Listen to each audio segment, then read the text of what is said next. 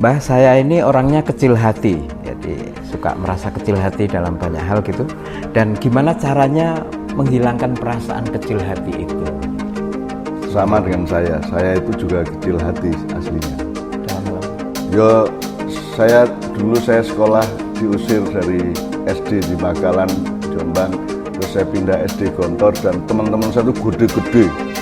Jadi anak-anak yang tidak naik-naik gitu loh kayaknya. Jadi ketika kelas 6 dia udah gede, udah mungkin udah usia SMA gitu. Jadi saya minder tiap hari. Tiap hari saya kecil hati. Tapi kan kita harus menaklukkan. Nah, cara menaklukkan, kenapa kita kecil hati? Karena kita menganggap ada yang lebih besar dari kita kan begitu. Iya. Nah, itu kita elaborasi aja secara akal pikiran. Kan urusan hidup ini nggak besar kecil. Urusan hidup nggak hebat atau hebat yang begitu. Kalau mau hebat-hebatan yang hebat ya Allah.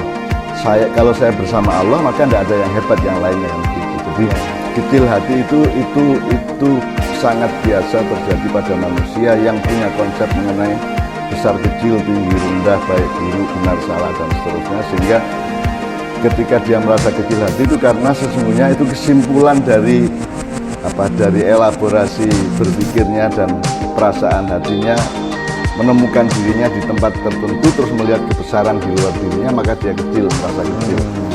Menurut saya kecil hati itu bagus, daripada sombong, daripada GR, daripada petita-petiti kan gitu ya, daripada adigang adi kuno kan mending kecil hati. Saya selalu kecil hati sebenarnya. Nah, kecil hati itu saya pakai sebagai landasan untuk menemukan hal-hal yang benar, hal-hal yang baik yang bisa saya lakukan, sehingga saya terkamuflase.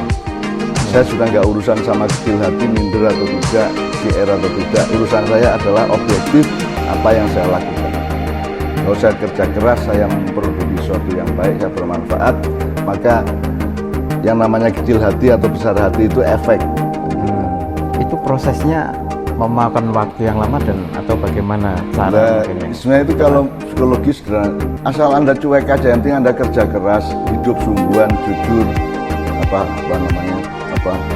sregep, tertib, ubet gitu ya sudah, sehingga Anda sibuk dengan itu, sehingga Anda tidak ngedeni uang tapi juga tidak merasa kecil, tidak membesari orang tapi juga tidak merasa dibesari orang gitu, karena nggak sempat kita mikir itu. Jadi makanya saya kan sering bilang sama anak-anak di Gadipura bahwa nomor satu itu rajin.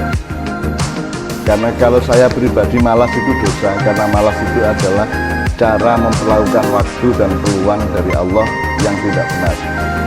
Jadi orang yang malas itu orang yang tidak bersyukur. Jadi itu menurut saya dosa.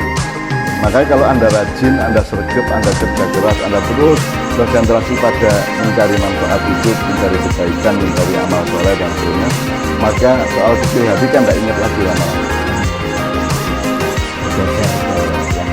Ya itu bisa diterapkan di berbagai macam hal. Misalnya saya dulu ngaji ya, saya qori ya.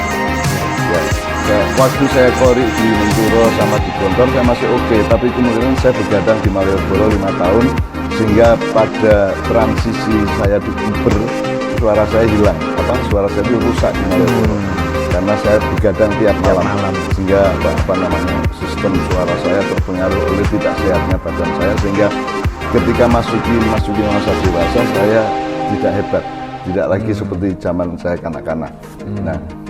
Nah, tetapi gini Mas Helmi, ini urusannya sama kecil hati tadi ya. Yeah. Loh, itu kan kayak makanan. Kalau sambelnya kurang bagus ya unsur lain dibagusin.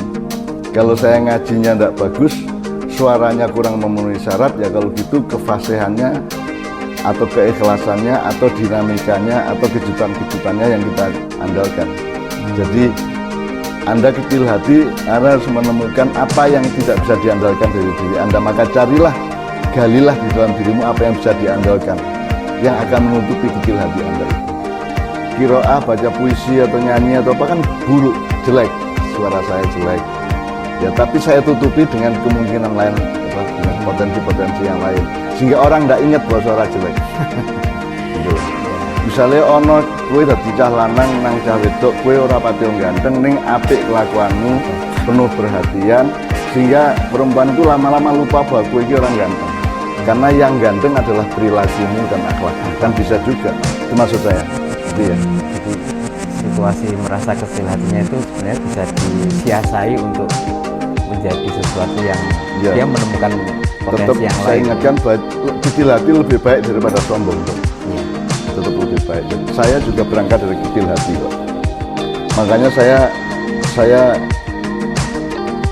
saya misalnya teman saya gede-gede di SD dulu. Tapi saya mencoba menggali fadilah dari Allah di dalam diri saya. Saya pintar sepak bola, saya pintar kasti, saya lancar tinggi juga oke, olahraga saya oke. Maka saya memperjuangkan keunggulan di bidang yang lain. Sebab kalau gede-gedean awak kalah gitu kan.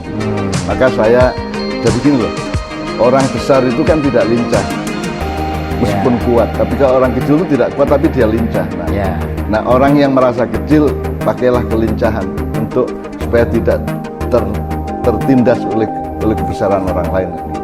Jadi tidak hanya kecil hati yang Anda punya dalam tanda Iya, petik, iya. tapi Digali punya yang lain-lain, itu punya justru potensi kondisi yang lain. yang merangsang lebih punya keunggulan dalam tanda petik juga. Saya dulu kan utusan kabupaten untuk PON Jawa Timur dulu, waktu SD, kasti sama sepak bola. Kasti dan sepak bola. Iya. Saya kecil waktu SD itu kecil, pendek gitu. Musuh-musuh saya dulu dari kecamatan Selaung itu Ponorogo jauh ke selatan tetangga itu gede musuhnya. Gede, tapi apa keunggulan kecil terhadap besar? Karena yang ada bukan hanya keunggulan besar terhadap kecil, gitu. Kecil juga unggul, iya. Kecil juga bisa punya keunggulan. Jadi Anda jangan terjebak, Anda harus lebih cerdas untuk menemukan fadilah-fadilah dan peluang-peluang dinamika lain. Oke. Terima kasih Mbak Nun dan Mas Fikri. Jawaban Anda itu jelas, bukan menghilangkan, tetapi Anda mengatasi, mengolah